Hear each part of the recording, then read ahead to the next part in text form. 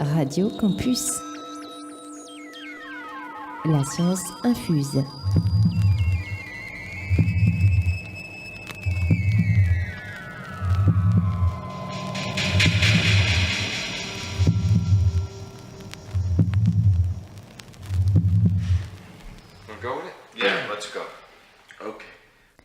Bonjour, nous sommes sur Radio Campus et je suis Stécie. Je suis en présence de Monsieur Da Silva, enseignant-chercheur à l'ICOA, qui travaille sur une thèse appelée Frelon Cosme. Alors, Monsieur Da Silva, pourriez-vous nous parler de votre parcours? Comment en êtes-vous arrivé jusqu'ici? Bonjour Stécie, je suis arrivé à l'Institut de chimie organique et analytique après avoir passé un doctorat en chimie à l'Université de Lorraine. À l'issue de ce doctorat, j'étais donc amené à faire un ATER sur Orléans et puis après j'ai postulé à un poste de maître de conférence qui est à l'IUT pour l'enseignement, et pour la partie recherche, j'ai intégré l'équipe analytique de ce même institut. Pourriez-vous nous expliquer ce projet Frelon Cosme en quelques mots? Alors ce projet est un projet ambitieux parce que c'est un projet qui est financé par la région Centre et le programme ARD 2020. Et en fait ce projet est basé sur la volonté de rechercher des molécules actives issues du venin de frelons à des visées cosmétiques ou dermo-cosmétiques. Et donc du coup il englobe plusieurs partenaires dans le cadre de ce projet, en particulier nous sommes 3 partenaires académiques et un partenaire industriel. Donc pour les partenaires académiques, il y a bien évidemment l'Institut dont je fais partie qui est porteur de ce projet. Mais nous avons après 2 autres partenaires académiques qui sont l'IRBI à Tours et le CBM sur le site du CNRS. Et pour le partenaire industriel qui accompagne ce projet, c'est Chimex, une filiale de L'Oréal. Quels sont alors le rôle vraiment de ces partenaires dans le projet? Ils ont un rôle de financement, de laboratoire? Alors en fait c'est un rôle participatif, c'est vraiment des collaborations. C'est une collaboration qui est menée vis-à-vis de ces différents partenaires et ils sont essentiels au bon fonctionnement de cette thèse. Je dirais que par rapport à notre échange et par rapport aux missions qui sont attribuées à chacun de ces partenaires, on pourrait entre guillemets dissocier ces missions de la manière suivante. C'est-à-dire qu'à l'IRBI, qui est l'Institut de recherche de biologie de l'insecte, nous avons un de nos collègues qui en fait travaille et qui est à l'origine en fait du travail de la vie sociétale du frelon asiatique, et qui finalement nous a permis et nous permet d'avoir une connaissance de l'animal et surtout de nous fournir finalement cet animal. Donc voilà, on est plutôt sur cet échange-là avec l'IRBI. Avec le CBM, on travaille avec donc également un collègue au CBM qui est Patrick Baril, et qui en fait va nous aider à pouvoir tester finalement l'activité de ce venin vis-à-vis de cibles cosmétiques. Donc en gros, les cellules, en milieu cellulaire, toutes les cibles qui pourraient être d'intérêt au niveau de la peau, pour son élasticité ou pour sa teinte, etc. Toutes les problématiques qui peuvent être liées à l'hyperpigmentation de la peau ou au vieillissement programmé de la peau, mais c'est avec eux que l'on va travailler. Ça veut dire que l'on va être amené, nous, à récupérer le venin de l'IRBI par notre collègue Éric Darousset, qui va nous fournir l'animal. Cet animal, en fait, nous, on va le disséquer, notre doctorante Litaoni va disséquer en fait l'animal pour essayer de récupérer ce sac à venin. Quand elle récupère le sac à venin, elle va donc extraire le venin de ce sac, et à partir de là va rentrer toute la démarche qui va être la démarche de recherche de valorisation d'activité de ce venin vis-à-vis de ses cibles, et c'est là où on va réaliser ça au CBM. Donc là au CBM, on va pouvoir être amené à finalement détecter oui ou non si ce venin a une affinité avec nos problématiques cosmétiques.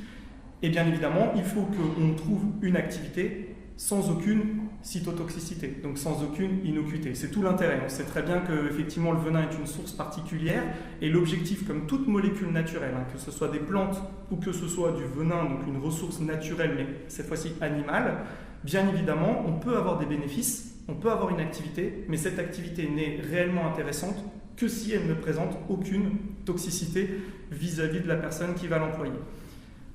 Et le dernier partenaire est le partenaire industriel qui est Chimex et qui lui en fait travaille dans l'accompagnement de ce projet et qui finalement, n'oublions pas une chose, c'est que tout l'objectif global de ce projet c'est quand même de partir de l'animal, donc du venin, et d'essayer de trouver des nouveaux ingrédients cosmétiques. Et là, les nouveaux ingrédients cosmétiques, c'est bien évidemment Chimex, qui est une filiale de L'Oréal, qui est un fournisseur d'ingrédients, qui a ici l'objectif également de pouvoir après valoriser finalement les touches que l'on va pouvoir mettre en place. Donc toute activité intéressante qui sera détectée, en fait on a un dialogue direct avec l'entreprise pour pouvoir après nous guider ou dire effectivement ça nous intéresse, ça rentre dans notre système d'entreprise, on peut vous apporter une aide à ce niveau-là et voilà comment on va pouvoir échanger. C'est-à-dire que là maintenant que l'on est à 1 an et demi de la thèse, on commence déjà à avoir des touches positives et les échanges que l'on a avec l'entreprise, ils vont en fait finalement amener à essayer de travailler sur l'ingrédient et à formuler ou à mettre en place cet ingrédient-là. Car n'oublions pas, c'est du venin et donc bien évidemment, on ne va pas mettre le venin directement dans une crème, dans un produit cosmétique. On va devoir travailler dessus, c'est ce qu'on appelle du mimétisme. C'est-à-dire qu'on va s'inspirer de la nature. On va détecter quelque chose, trouver que c'est intéressant. Nous, ici à l'Institut de chimie organique, on va devoir travailler sur ce qu'on appelle la caractérisation. Ça veut dire que bien évidemment, je prends le venin, je vois qu'il est actif vis-à-vis d'une cellule. La première question que je peux me poser, c'est qu'est-ce qui est actif dans le venin vis-à-vis de cette cellule? Comment ça interagit? Est-ce que c'est l'ensemble du venin ou est-ce que c'est une molécule ou plusieurs? À partir du moment où j'ai pu identifier si c'était une ou plusieurs molécules, ce que je veux savoir, c'est la nature de cette molécule. Et c'est là où nous on intervient en fait à l'Institut de chimie organique et analytique, c'est sur toute la partie analyse et identification de cette molécule. Dès lors qu'on a identifié la molécule, sa structure, on va pouvoir maintenant penser à éventuellement la refabriquer, mais d'une façon peut-être synthétique. Car bien évidemment, on ne va pas récupérer tous les frelons du monde pour pouvoir faire une industrie et une application cosmétique. C'est ce qu'on appelle en fait du biomimétisme. On s'inspire de la nature pour refaire la molécule naturelle dont on sait qu'elle est active.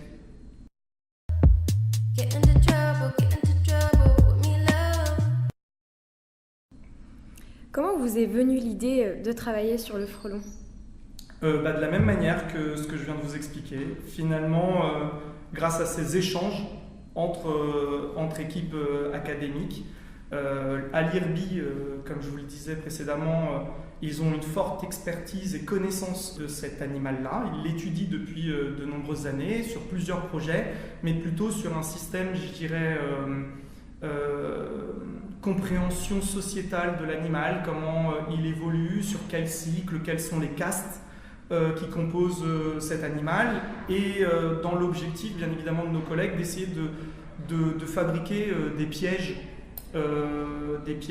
à frelons, car n'oublions pas, le frelon à pattes jaunes asiatique est un animal envahissant, et qui en plus de ça se propage et se développe vraiment très très vite sur le territoire.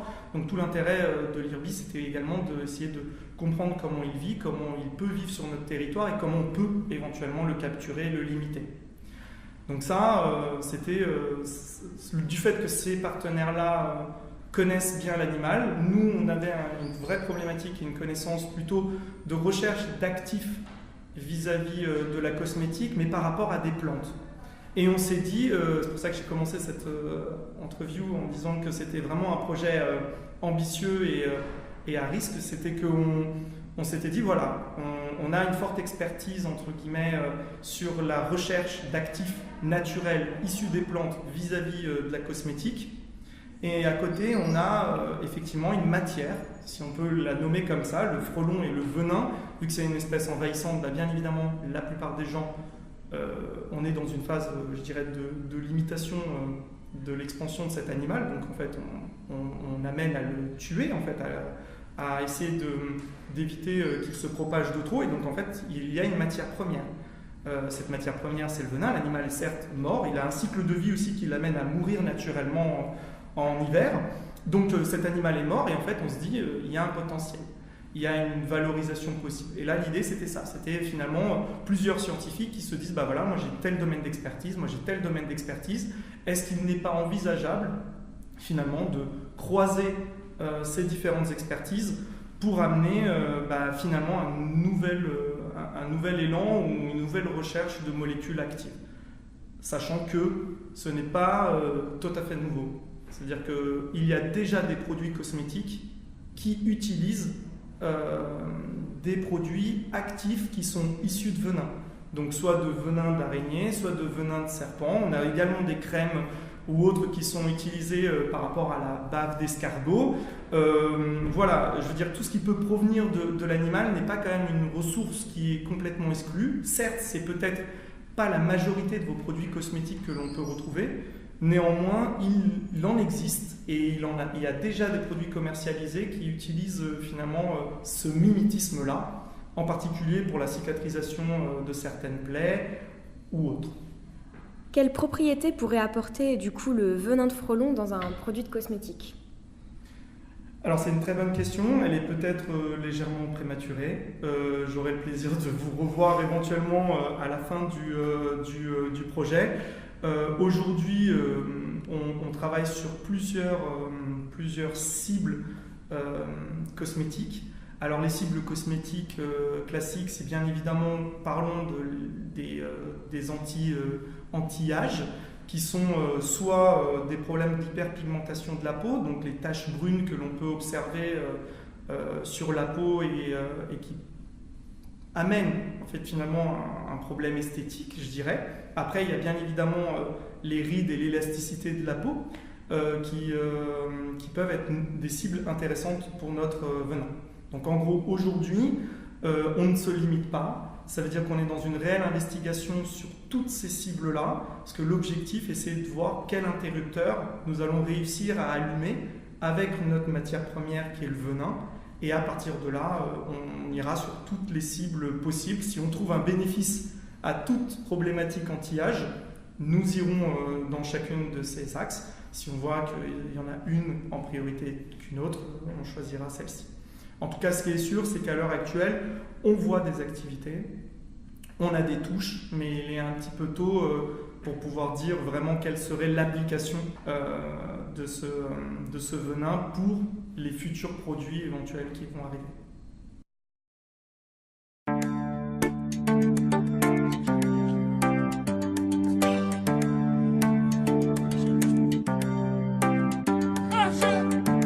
See the nation through the people's eyes. See tears that flow like rivers from the skies. Where it seems there are only borderlines. Where others turn inside, you shall rise.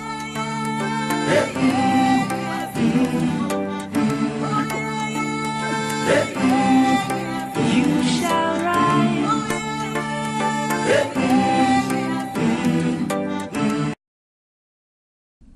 Vous n'avez pas peur que les gens aient peur que ce produit soit composé de venin, même si ce sont des molécules qui sont synthétisées en laboratoire, mais le fait d'écrire venin sur un produit de cosmétique pourrait peut-être effrayer les gens. Je pense qu'effectivement, quand on parle de venin, nous avons tout de suite une appréhension. La seule chose, c'est que là, nous sommes sur des produits contrôlés. La cosmétique est un domaine, un secteur d'activité qui ne permet pas de mettre sur le marché des produits qui présentent des innocuités et de la cytotoxicité, je dirais, qui présenteraient des agressions vis-à-vis des utilisateurs. Tout au contraire. Ça veut dire que le premier postulat de la cosmétique, c'est de ne pas altérer, modifier en tout cas l'application et un effet néfaste sur l'utilisateur, mais une seule chose, la bonifier. Donc l'objectif, c'est soit on met quelque chose qui ne présente pas d'effet négatif, et qui ne modifie rien, mais par contre qui va améliorer. Donc je peux l'entendre qu'effectivement le venin est synonyme de molécules toxiques qui vont être agressives et qui peuvent avoir des effets importants, mais ça c'est lorsque l'on a une piqûre, piqûre de guêpe, piqûre de frelon, etc.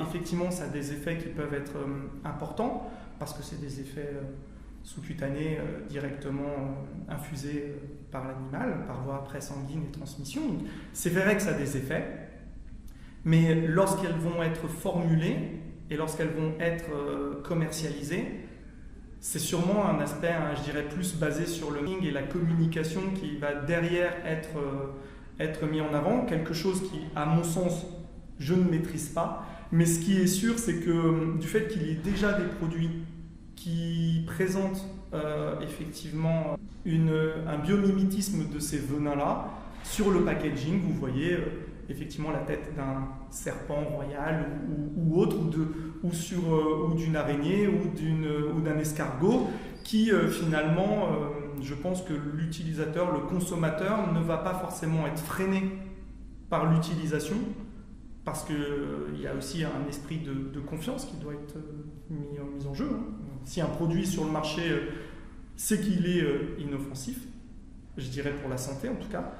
Mais par contre, après, effectivement, je ne sais pas si les utilisateurs seront freinés ou non, mais je pense que, en tout cas, si ça présente de très très bonnes activités et que ça présente des bénéfices qui sont approuvés scientifiquement, derrière, il y a une utilisation qui peut être faite. Quelle clientèle ciblerait alors vos futurs produits de cosmétiques avec ce venin ? Quelle clientèle ? Je dirais qu'effectivement, aujourd'hui, les cibles que l'on utilise sont des cibles liées au vieillissement de la peau. On veut essayer de trouver des molécules qui vont redonner de la tension, de l'élasticité de la peau, d'empêcher éventuellement ou de limiter cette propagation de taches brunes qui apparaissent et qui finalement peuvent jouer sur l'esthétique et donc sur le bien-être de la personne qui le subit. Voilà, donc je dirais qu'on est peut-être de prime abord sur une utilisation de cibles pour des crèmes anti-âge ou pour des produits anti-âge. Maintenant, comme je vous l'ai dit précédemment, je ne sais pas si on peut trouver d'autres activités ou d'autres cibles. Ça peut être un panel d'utilisateurs beaucoup plus large, mais aujourd'hui, c'est vrai que ce que l'on a mis comme priorité et comme action, c'est plutôt sur le vieillissement programmé, et donc sur l'amélioration finalement, ou sur l'aspect de maîtrise, d'évolution de ce vieillissement en essayant de limiter au maximum son arrivée.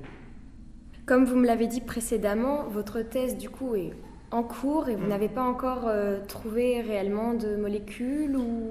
On a pour le moment trouvé une activité, on a isolé une molécule que l'on a caractérisée, mais malheureusement on ne peut pas le communiquer du fait que l'on fait partie d'un consortium et que bien évidemment ce sont les partenaires et à travers l'échange de ces partenaires et surtout de notre partenaire industriel que l'on sera amené, oui, à communiquer ou plutôt à garder cette information pour que l'industriel puisse lui prendre la suite et voir une mise sur le marché d'un ingrédient. Donc aujourd'hui malheureusement je ne peux pas vous dire qu'effectivement nous avons telle molécule, que cette molécule présente des activités miracles et que son nom est. Par contre aujourd'hui je peux déjà vous dire qu'effectivement dans le venin de frelon il y a des activités et il y a une activité intéressante avec une molécule en particulier et donc du coup la suite au prochain événement, quoi. Eh bien, merci beaucoup, Monsieur Da Silva, pour cette interview. Cela nous a permis, du coup, de découvrir ce projet qui est très intéressant et merci à vous.